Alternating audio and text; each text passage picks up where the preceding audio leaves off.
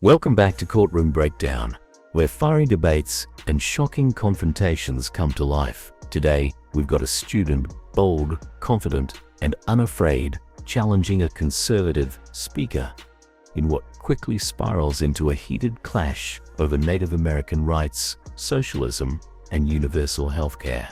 It's not just about policy, it's about identity, history, and the future of America. Watch closely, because the arguments you're about to hear aren't just political talking points. They strike at the very heart of what kind of society we want to live in. And trust me, this exchange takes some dramatic turns you won't see coming. I'm a UVM student. I was talking to you before. I'm sure you noticed that. But I'm going to try to keep this civil. Heckling, yes. Yeah.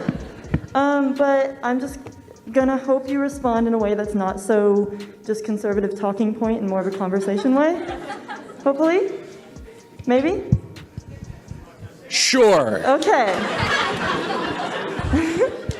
So before there was a question about like Native American communities and treaties and stuff like that. And you were talking about how historically Native Americans have been kind of like screwed over by the US government and stuff like that. Don't you think that that history will impact how Native Americans live today and make it more difficult to succeed in America? Don't you think that would influence that? Well, I suppose a question I'll ask back at you. We've made tremendous accommodations, such as sovereignty of Native American land, entire department of the federal government dedicated just solely to that. Do you recognize that there's been great efforts to try to accommodate that? I recognize those efforts, but obviously they haven't worked. So why haven't they worked? Because it's either not enough, or the way that we're doing it is like we need to treat it more as an equity thing instead of just saying, oh, it's a culture, like instead of blaming it on people's like individual working and like change it societally and help them in a way that actually matters. So you do know that there's universal health care at Native American reservations, right? Yeah, but it's not very good because they don't have access to... Because it's socialistic. No. They have universal health care in plenty of European countries, and it works just fine. The flaws of the Native American... So I'm curious, how did Vermont's experiment in universal health care go? I'm not from Vermont, so I don't know these things. I didn't hear your response. Say that again. I'm not from Vermont, so I don't know these things. I moved here like 2 months ago. Yeah, I still can't hear what you said. Say it one more time. You're wearing a mask. It's kind of hard. Can you say it again? I moved here like 2 months ago. I'm not from Vermont, so I don't know these things. Right. So Vermont tried single payer. They had to abolish it. It was a total disaster. So look, I think the best way to help Native American communities is to help all people through empowerment and education. Instead, we tried a heavy-handed government approach of intervention of the Bureau of Native American Affairs, of universal health care. And if you want to go see a socialist dystopia, go to a Native American reservation. Maybe you have. Maybe you worked on Native American reservations before. I've been to plenty. They're depressing. They're government addicted, unfortunately, in more ways than one. They're very, very corrupt. And this is something I want to ask you. Would you self-identify as a socialist? Is that fair to say? Yeah. Okay. Ish. I'm not a liberal. I'm more social. Okay. Socialist and liberal are different words, and I think conservatives confuse that a lot. They're completely different things. Okay. No, we don't. So I'm just curious, as someone who would say you're a socialist, what would be a country you think works well that's a socialist country? There are no socialist countries right now. There are no has there ever been a socialist country? Truly socialist? No. Okay. So your worldview is on something that's never existed and currently doesn't exist? Is it a bad thing to be like pro-change? Okay, so just so we're clear, yeah, the type of change you're advocating is horrifying. But so it's never existed, doesn't, and so I would say Venezuela, Cuba, North Korea, formerly Vietnam, the Soviet Union, those are not and were not socialist countries? The disastrous effects in those countries were directly contributed by U.S. intervention. There were multiple coups done by the CIA in those countries. So let's take. Hold on, guys. Hold on. Let's take. I'm just curious. And so, how on earth did Fidel Castro taking over Cuba have anything to do with U.S. intervention? There was plenty of sanctions. Economically, Cuba was completely cut off. There was no They tried to assassinate him plenty of times. There were No. so many The things fact with that the they're USA communist, Yeah. we had what to do with that? We didn't have anything to do with that, but after a communist regime took over, they had Yeah. So let me Yeah. ask you another. So first of all, Zimbabwe was not communist. Burkina Faso, Thomas Sankara. Say that again. Thomas Sankara, Burkina Faso. Before he was assassinated, he was actually How about Mugabe? He wasn't a communist. How about Joseph Stalin? He wasn't a communist. He called himself How a about communist. Mao Zedong? He wasn't a communist. Yeah. Pol Pot. Plenty of terrible people have called themselves plenty of different names. North Korea. Oh, so you Right here, we hit the core of the conflict. The student admits no fully socialist country exists today, but argues for change, for experimenting with something new.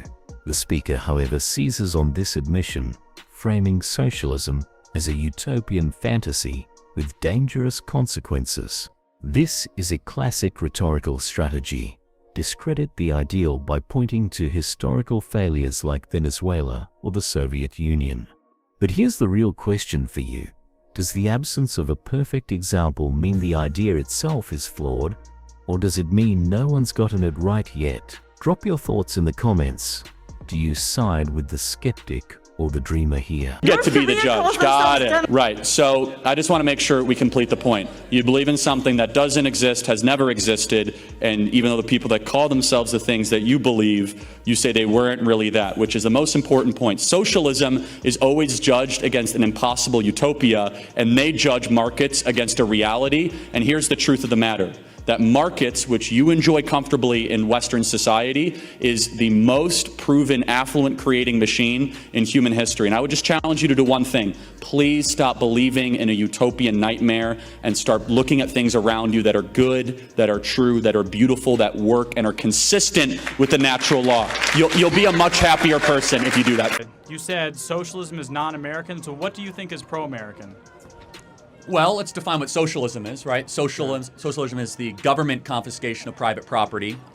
It tends to be the rule of the few, not the many, even though they profess to say it's the rule of the many.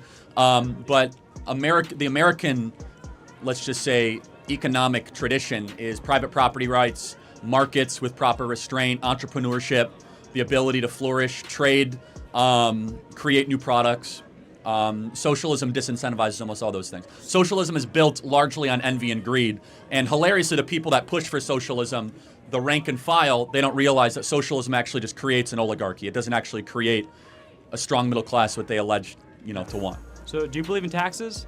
Ideally 10% across the board. Yeah. Okay, so you believe in the confiscation of people's private property? At some point it depends on if it's private property income or if it's necessary to fund government services. But that's still a confiscation with a gun through police if you don't. I fully acknowledge a moderate form of something I hate in order to fund the government, police, firefighters, EMT is necessary. But that's still government confiscating of course private property, yes. which you said was socialism. Yes, but have you ever called the cops? No, I don't believe. Okay, I don't you ever like gone to cops. They don't like me. Okay, you ever gone to the hospital? No. Okay, well, one day when you go to a hospital or you use the social service you I'm paid saying for. you define socialism as a confiscation of private property, and you're saying that you Well, believe in taxes, which is a confiscation Okay, of let me go private further. wages. Let me go for the unreasonable confiscation of private property, the elimination of private property altogether. You see, this is very sloppy intellectual thinking. That just because we want a police force, a border patrol, and we want clean streets, all of a sudden we become a socialist. But those are still socialism. Not It's a every confiscation form of of private government is property. socialism. Would you acknowledge that? No, I don't. Okay, then When does socialism begin and when does it end? And I'm saying you're saying that some level it's of not like socialism an entrance but into if you're Narnia. Saying, if you're it's like saying I'm all of a sudden socialism is here. anti-American, I'm saying it's a socialism spectrum. is a part of America. Okay, so you want to know when socialism begins and when it ends? Yeah. When you leave the free state of Florida and you but enter the unfree state of New what's York. the tax rate in Florida then? Zero. No, The income tax in Florida is zero. But you still have to pay federal taxes. So if you have to pay taxes at all, it sounds like Florida's a socialist state.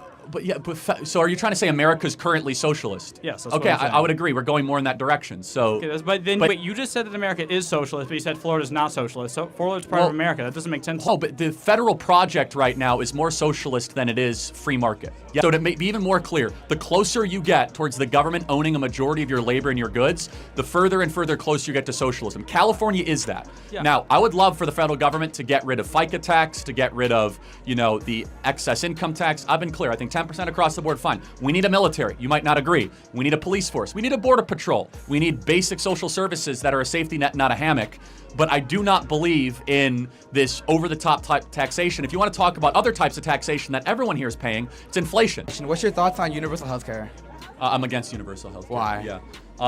Well, I mean, look at the many trials in universal health care we have in this country. Waiting lines, waiting lists. Universal health care sounds good, but it lowers the accessibility, it increases wait lines, it increases costs. And by the way, we're already close to a universal health care system right now. You can just walk into an emergency room and you will get care. It's not good care, but you will get care.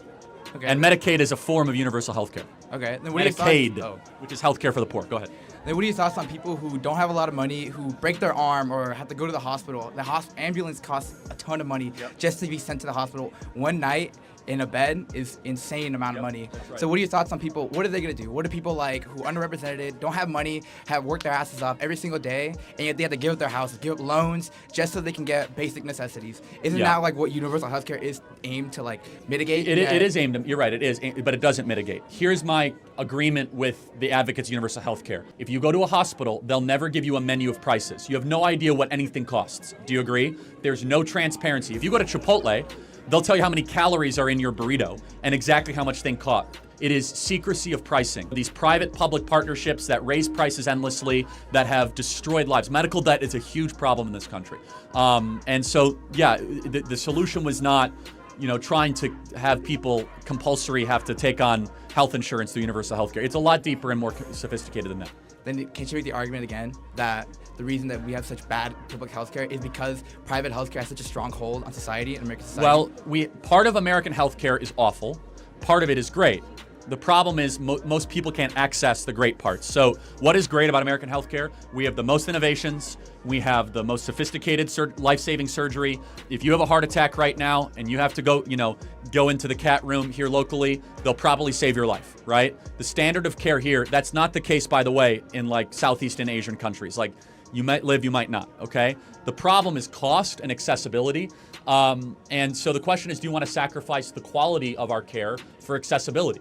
And if the answer is yes, then be ready to wait 5.5 hours. And there you have it, a showdown that started with Native American sovereignty and ended with a passionate back and forth on socialism, taxes, and healthcare. The student pushed for equity, systemic reform, and universal access. The speaker countered with market-based arguments, warnings about failed socialist states, and a defense of limited government. Whether you think this was a schooling or a standoff depends on where you stand. But one thing is clear, debates like this highlight just how divided yet passionate Americans are when it comes to defining fairness, freedom, and responsibility. If you found this case as shocking as we did, make sure to hit that like button, share your thoughts in the comments, and don't forget to subscribe for more jaw-dropping courtroom breakdowns.